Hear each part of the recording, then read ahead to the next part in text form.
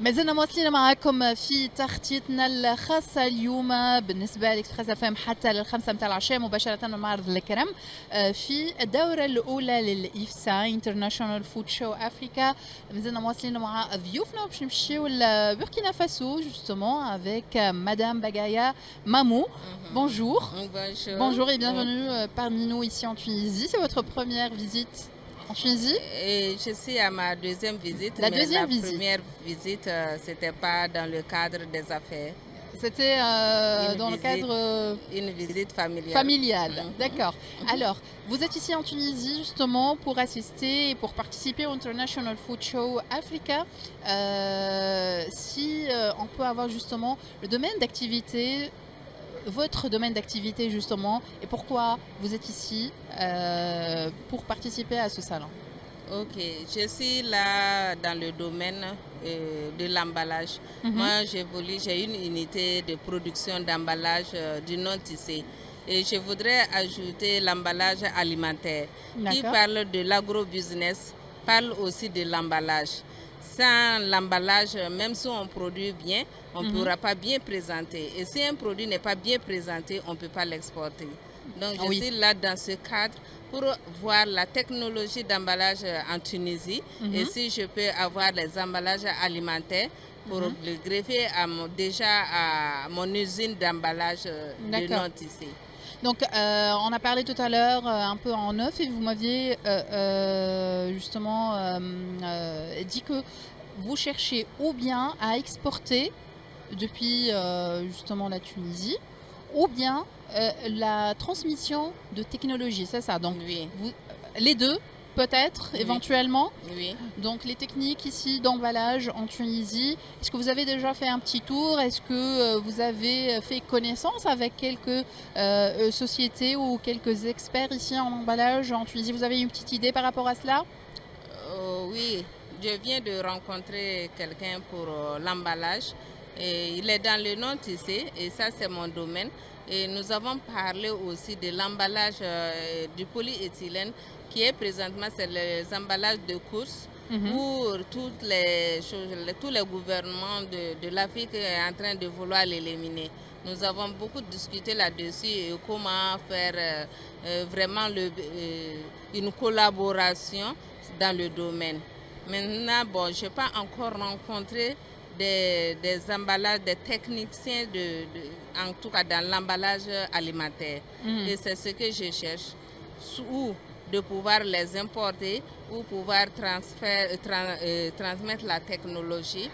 Voilà. Via des formations, des ateliers. Des ateliers, des formations ou des équipements, voilà, au Burkina Faso.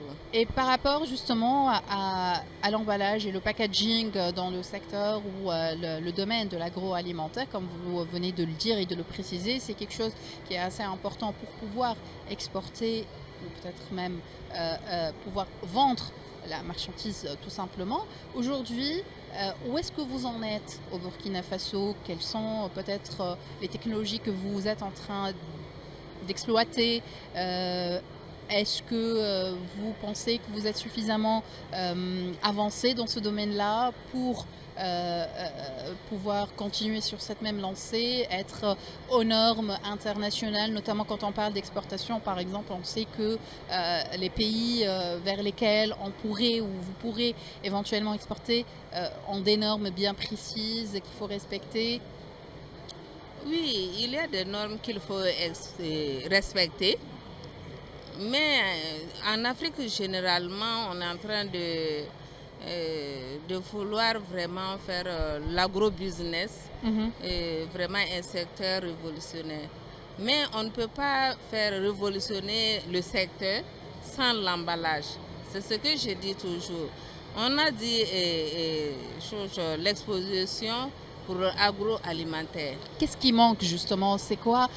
Quels sont les axes, on va dire, qu'il faut développer peut-être au Burkina Faso en parlant de packaging justement agroalimentaire? Quels sont les axes à développer pour améliorer tout cela, pour aboutir à un meilleur résultat, pour pouvoir exporter, pour pouvoir vendre comme il faut? Oui, pour pouvoir bien vendre, il faut qu'on ait des emballages adaptés à nos productions. Par Il y a exemple. par exemple dans la production du jus, Mhm, dans la production du jus naturel, nous avons beaucoup de transformatrices là-dedans qui font des transformations de nos fruits locaux, mhm.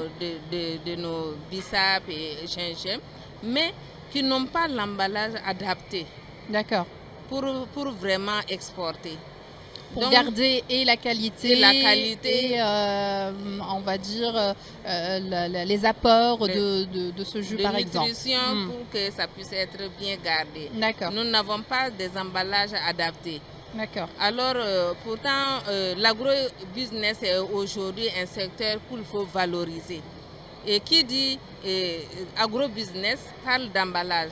Parce Oui. que si nous n'avons pas d'emballage bien adapté aux produits et bien présentable, on ne pourra pas exporter. Mhm. Il faut qu'on ait des emballages qui répondent aux normes. Donc, je suis à la recherche des gens qui sont dans la technologie Mhm. d'emballage pour voir si vraiment il y a des emballages adaptés, Ok, comment nous allons pouvoir faire un partenariat, ok. soit dans l'achat, soit dans le transfert de technologies. Donc, est-ce que, par exemple, au Burkina Faso, vous êtes, par exemple, concernant les chambres de commerce, le ministère du commerce, par exemple, ou d'industrie au Burkina Faso, est-ce que ce sont des challenges sur lesquels vous travaillez? Oui, oui, ce sont des challenges sur lesquels nous Il y a travaillons. certainement des facilités ou des programmes pour Par promouvoir exemple, tout cela. ce salon, c'est Mhm. la chambre de commerce qui a organisé. Mhm. Voilà, qui a organisé, qui nous ont mis en contact, qui D'accord, nous a fait présenter l'opportunité d'accord. pour qu'on puisse être là aujourd'hui. Donc, Ok, ils font leur part des choses. Et à nous aussi de faire les prospections aussi et effectivement. d'avancer pour pouvoir... Et juste une dernière question, pourquoi justement prospecter dans le marché tunisien en parlant d'emballage? Est-ce que c'est parce que vous avez une connaissance, vous savez que les emballages ici en Tunisie sont performants, sont d'une meilleure qualité, ou bien parce que juste il y a le... Oui, les produits tunisiens sont bien présentés. Les produits tunisiens, quand on les reçoit au Burkina Faso, c'est des produits qui sont bien emballés. Mhm, Donc je me suis dit que peut-être si je viens ici, si ils ont de très beaux emballages ici, mhm, mhm. ici et qu'ils exportent, nous aussi on pourra trouver des D'accord. emballages ici. Sinon moi j'exporte de la Chine Mhm, et la logistique est trop longue. Il y a le temps d'acheminement, c'est trop long. Mais si c'est en Afrique, ici, Tunisie, mhm. Burkina Faso, je n'aurai pas assez de temps, D'accord, une longue période d'accord. de transmission. D'accord, merci Voilà. infiniment. Mm. Merci d'avoir répondu à nos questions. J'espère que vous allez trouver justement les partenariats que vous cherchez ici en Tunisie. Inch'Allah. Donc, je vais essayer de traduire un peu ce qu'on a justement discuté tout à l'heure. Merci à vous. ضيفتنا قالت كي من بوركينا فاسو عندها جوستومون معمل نتاع امبالاج تغليف ولف في تو سكي اغرو اليمونتير المواد الغذائيه والصناعات الغذائيه واللي هي جاتوني جوستومون تلوج على الخبره وعلى التكنولوجيا في هذا المجال على خاطر ترى انه بالنسبه لهم هما تنجم فما ديزوبورتونيتي وفما فرص للتطوير ولانه يكون هنالك امبالاج خير بالنسبه للي برودوي نتاعهم وتنجم تكون فريمون اون اوبورتونيتي وفرصه للتطوير هذايا ومارشي هايل بالنسبه لها هي هوني في تونس. احنا مازلنا مواصلين معاكم حتى الخمسة متاع العشيه في برمجتنا الخاصه مباشره من معرض الكرم. خليكم معنا راجعين.